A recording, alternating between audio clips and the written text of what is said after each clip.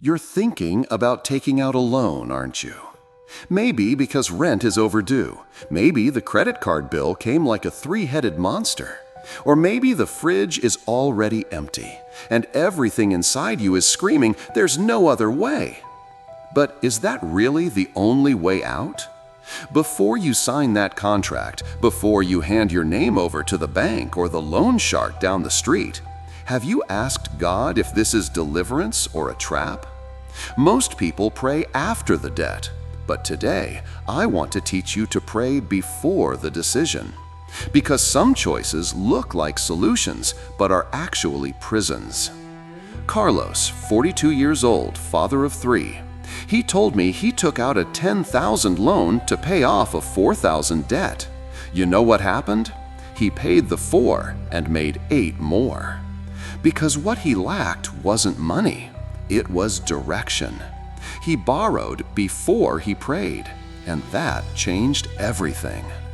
Some people go into debt out of fear, others out of pride, others out of pure desperation.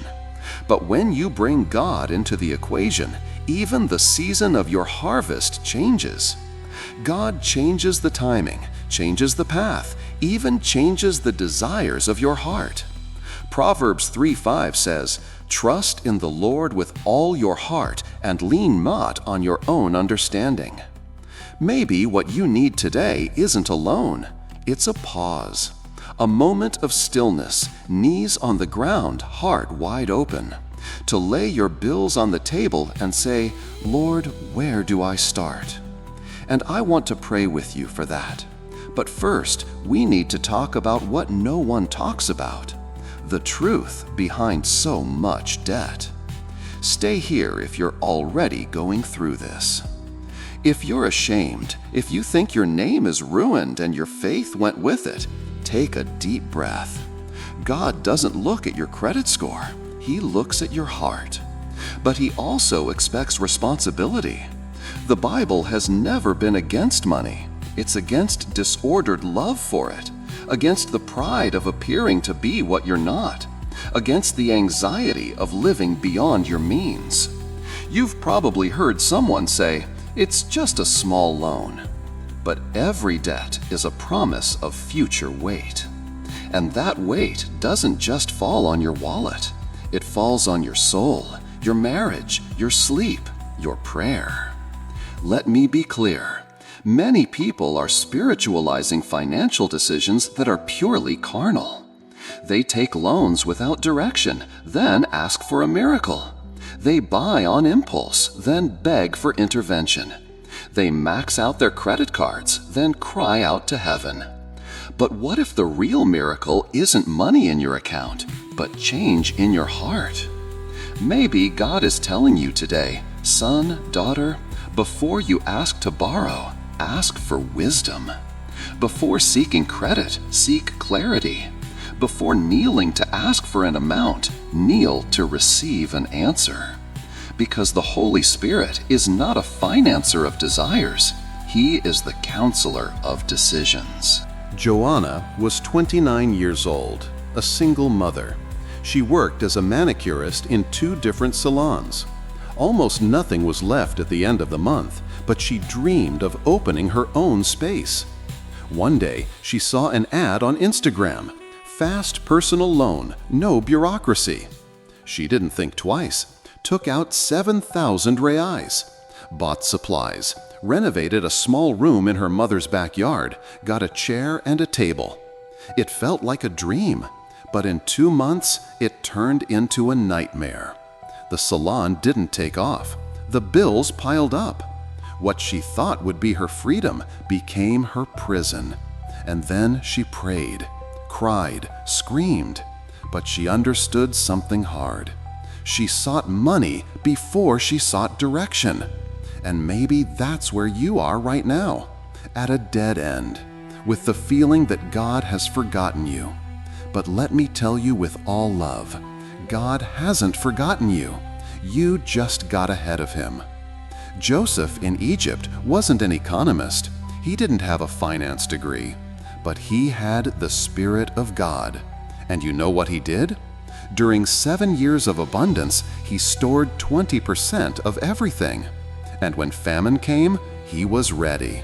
And he saved not only Egypt, but his entire family. That's what the Word of God does. It prepares us before the crisis comes. Are you preparing or just reacting? Because yes, God can help you, but before that, He wants to teach you. Now, close your eyes, take a deep breath, and if you can, place your hand on your heart. This prayer is for you who are considering taking a loan, or for you who are already deep in debt. Lord, you know the weight in my heart. You know the bills piling up, the sleepless nights, the desperation trying to take over. But before I look for help in people, I want to seek direction in you. If it's for my good, open the door. If it's for my downfall, shut it tight, Lord. Give me wisdom. Give me patience. Give me calm to wait for the right time. Teach me to live with what I have without desiring what's not mine. Take from me this despair, this urge, this emptiness I try to fill with things. I want to hear you. I want to follow you. And if I've already made debts, help me walk out of them with courage and honor. Give me strategy.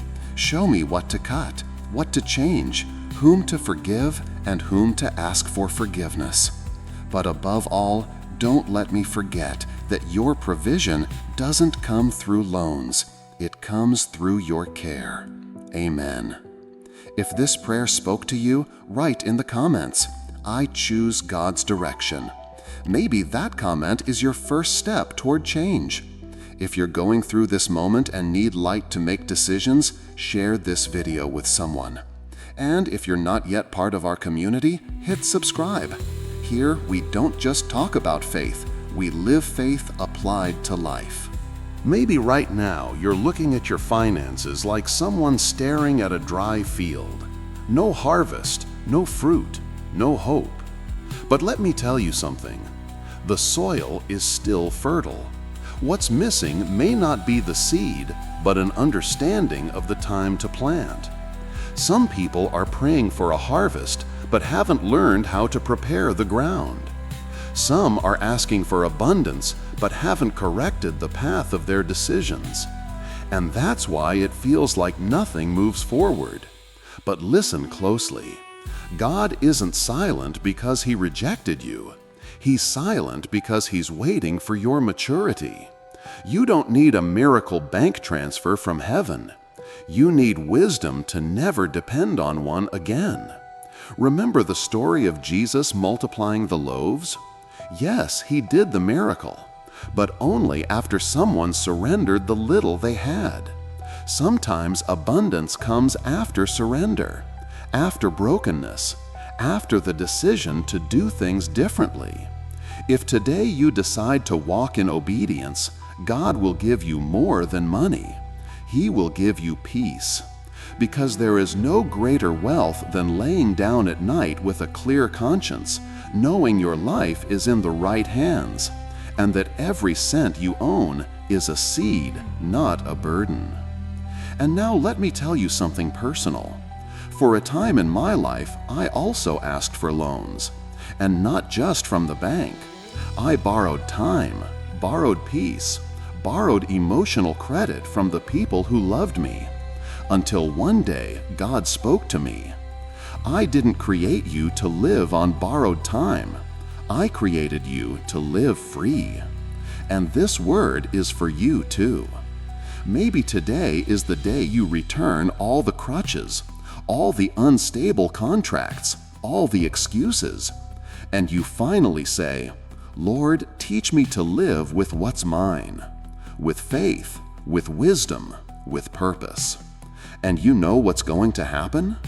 The day will come when you can buy whatever you want, but you won't need to anymore, because your identity will no longer be in what you possess, but in the one who sustains you. And on that day, you'll smile when you look back, because you'll understand that it all started when you prayed, before taking out a loan. If this message spoke to you, share it with someone who needs to hear it. Send it to that friend who keeps saying, "I have no choice but to take another loan."